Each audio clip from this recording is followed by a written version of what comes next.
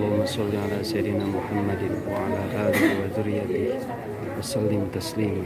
Shallu ala nabi. Antum dulu. Pernah dengar nggak konun asasi? Pernah. Apa itu konun asasi? Konun asasi itu asas berdirinya NU. Asas berdirinya NU tahun 1928. Konun asasi itu asas semua sampai sekarang setiap muktamar itu dipakai. Di dalam konun asasi di situ dikatakan berdirinya NU atas restu para habib. Habib siapa? Satu, Habib Abdullah bin Ali Al-Haddad, gurunya Kiai Khalil Bangkalan. Kiai Khalil Bangkalan gurunya pendiri NU, Kiai Hasyim Asy'ari. Dua, Habib Abu Bakar bin Husain As-Segaf, Bangil. Tiga, Habib Husain Al-Haddad, Jombang. Empat, Habib Abu Bakar bin Muhammad As-Segaf, Gresik. Lima, Habib Ahmad bin Abdullah As-Segaf. Jadi Kiai Hasyim Asy'ari beliau itu nggak asal, nggak usuk-usuk langsung ngediri, enggak. Pergi sowan ke para habaib. Sampai-sampai dijelasin di sini nih di Konun Asasi. Beliau Kiai Hasyim Asy'ari membawa perkataannya Habib Ahmad bin Abdullah As-Segaf. Qala, prinsip dasar, yakni prinsip dasar Konun Asasi itu prinsip dasarnya NU. Diletakkan sama Kiai Hasyim Asy'ari. Qala Sayyid Ahmad bin Abdullah As-Segaf rahimahullah taala, inna harrabita qad sata'at bi sya'nabiha wa istama'at dawairah fa aina tadhhabuna alai fa aina tadhhabuna anha ayyuhal mu'arridun kunu minas sabiqina awalan. Kata Habib Ahmad bin Abdullah Al-Haddad, kata Habib Ahmad As-Segaf, yakni inna harrabita, yakni perhimpunan ini, maksudnya NU ini, kata beliau, ya, inna harrabita qad sata'at basyahiriha, telah tampak tanda-tanda yang menggembirakan dengan adanya NU ini. Wa ijtama'at dawairaha, bangunan-bangunannya itu sudah tampak berdiri. Fa aina tadhhabun, maka kemana kalian itu akan pergi wahai umat? Fa aina tadhhabun, maka kemana kalian akan pergi? Itu ada dalam Konun Asasi diletakkan. Jadi NU dan habaib itu tidak akan pernah bisa dipisahkan. Bahkan di sini Kiai Hasyim Asy'ari itu beliau dijelaskan salah satu daripada ulama pada waktu itu yang dimana beliau sangat mengkagumi daripada karya-karya Al-Habib Abdullah bin Ali Al-Haddad. Contoh,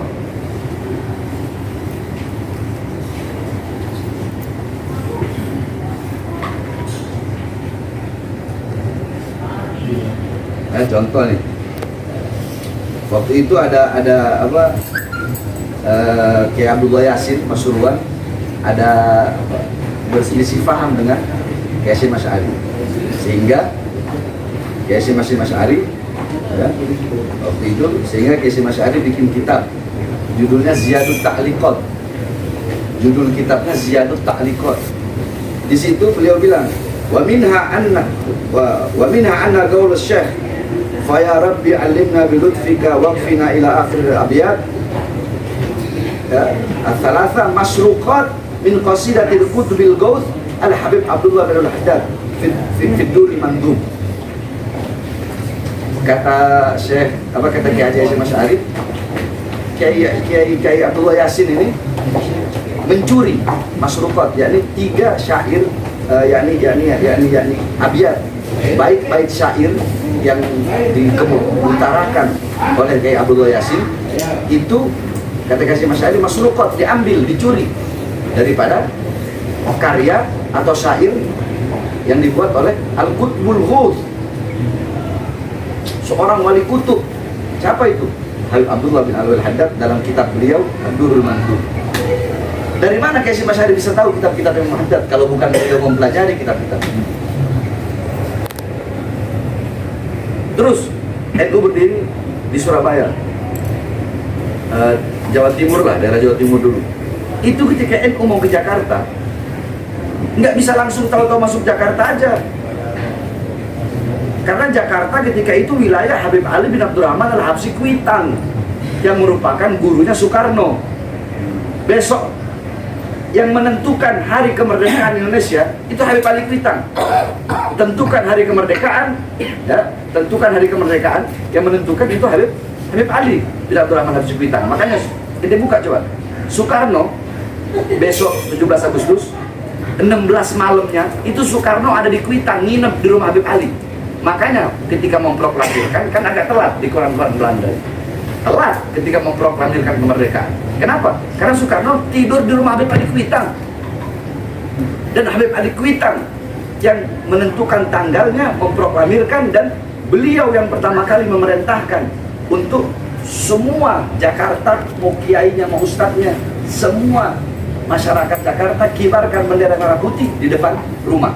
Itulah yang menjadi tradisi sampai sekarang. Kenapa 17 Agustus kita kok ngibarkan bendera? Itu tidak terlepas dari jasa Habib Ali Kuitang.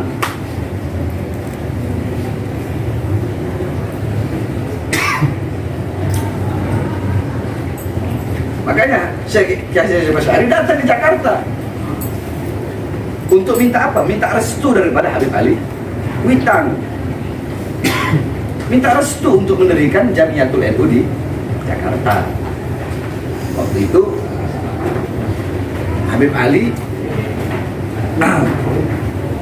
menyetujui, boleh, silahkan. Tapi waktu Habib Ali mengutus muridnya pergi ke Jawa Timur, itu Habib Ali bilang cuma satu saja, tolong wanita-wanita yakni fatayat NU itu jilbabnya agak dibenerin. Itu komentar Habib Ali. Jilbabnya agak dibenerin, jangan sampai ada rambut kelihatan. Nah, ini udah direstui sama Habib Ali. Cuma Habib Ali masih berpegang kepada fatwa Habib Ustadz bin Yahya Mufti Betawi. Jadi Habib Ali merestui bikin, tapi Habib Ali tidak mau masuk dalam struktural organisasi. Nah, ketika kiai-kiai di Jawa Barat, Jabodetabek lah, Jawa Barat, Jakarta, mengetahui bahwasanya Habib Ali tidak tercantum dalam organisasi itu, nggak ada yang ikut. Nggak ada yang ikut. Nah, akhirnya dibujuk sama Kiai Marzuki, Kiai Haji Marzuki almarhum, termasuk pahlawan. Jadi kalau Habib nggak masuk dalam struktur ini, dalam struktur, maka kiai-kiai yang lain nggak bakal ngikut, sebab semua ini muridnya Habib. Akhirnya Habib Ali mau. Beliau istikharah, beliau mau, masuklah beliau beliau menyatakan diri, saya Nahdiyin. Ketika beliau berkata seperti itu, langsung 1000 kiai lebih masuk NU semua. Jadi udahlah, jangan membenturkan NU dengan habaib, jangan. Sebab dari zaman dulu itu nggak bisa dipisahkan. NU mazhabnya apa? Syafi'i.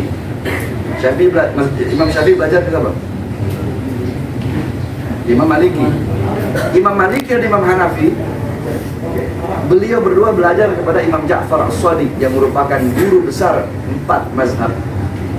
Imam Ja'far As-Shadiq kakeknya siapa? Kakeknya antum atau kakeknya ana? Para habaib. Hah? Antum. Azan aja. Allahu Akbar, Allahu Akbar, Terus Allahu Akbar, Allahu Akbar. Asyhadu an la ilaha illallah.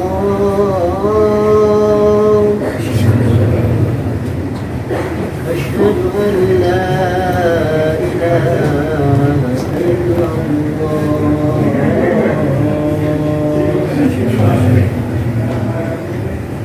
أشهد أن محمدا رسول الله.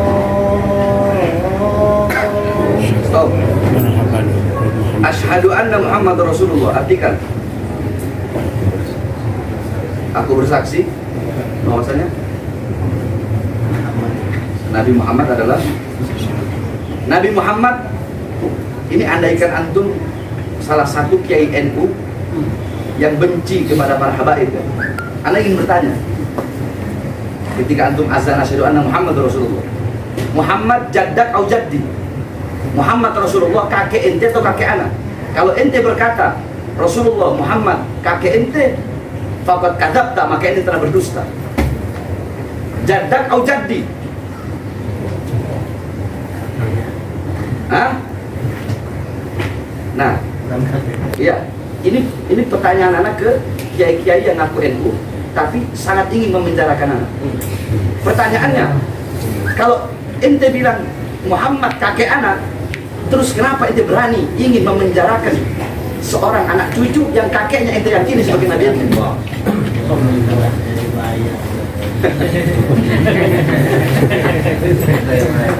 Itu adalah khutbah. Itu khutbahnya anak punya kakek Al-Imam Ali Zainal Abidin di depan penduduk Kufah. Ketika itu Yazid udah mulai ketakutan karena Imam Ali Zainal Abidin ceramah apa? Man arafani faqad arafani, kata beliau. Siapa yang telah mengenal kami, maka sungguh dia telah mengenal kami. Dan barang siapa yang belum mengenal kami, belum mengenalku, akan aku perkenalkan siapa diriku. Ana Ibnu Zamzam was-Safar. Ana Ibnu man usri Allah minal Masjidil Haram ilal Masjidil Aqsa. Ana Ibnu man mi'rajahu Allah ila Sidratil Muntaha. Ana Ibnu Muhammad Ibn Abdullah. Ana Ibnu man karramallahu wajha. Ana Ibnu Asadul Badri wal Hunain. Ana Ibnu alladhi lam yaqtar walau tarfat ain. Ana Ibnu Asadullahil Ghalib Ali ibn Abi Thalib. Ana Ibnul Kautsar.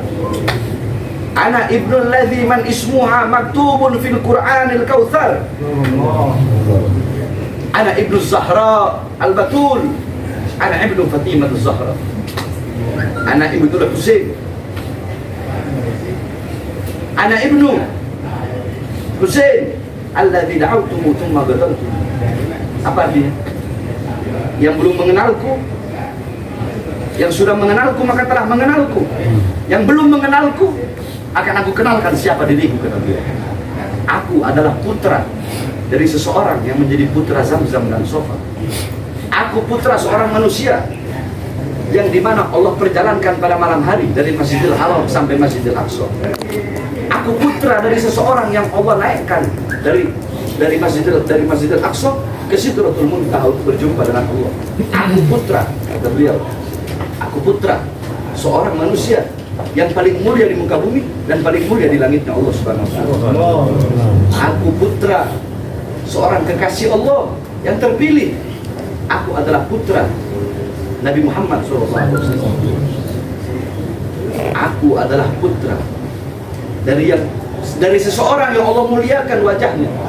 Aku putra dari seseorang yang menjadi singa perang Badar dan singa perang Hunain. Aku adalah putra dari seseorang yang tidak pernah kafir walau sekedip mata. Aku putra Asadul Ghalib, singa Allah yang pemberani, singa Allah yang menerkam. Aku putra Ali bin Abi Thalib. Aku putra Husain. Aku putra Husain.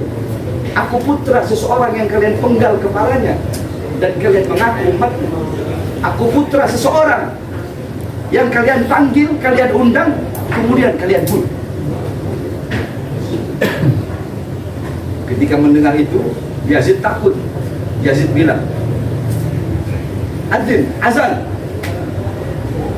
Niatnya Yazid untuk memutuskan biar Imam Ali nggak ngomong lagi. Azan. Asyhadu an la ilaha illallah, Allahu akbar, Allahu akbar, Allahu akbar, Allahu akbar.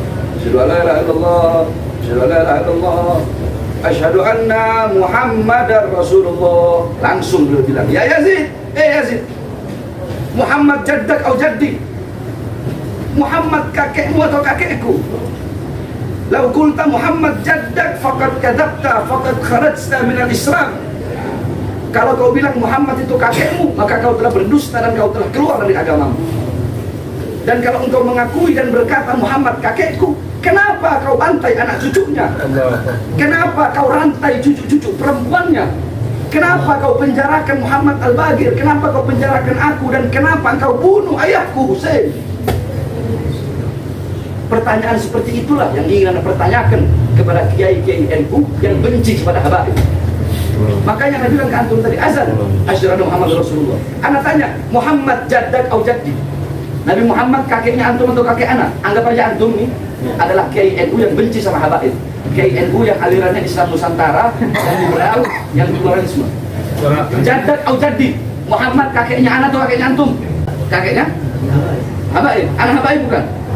Nah, kalau ente mengakui bahwasanya Muhammad Rasulullah jaddi kakeknya anak, kenapa ente mau jadi saksi yang memberatkan anak untuk masuk dalam penjara? Karena saya dibayar.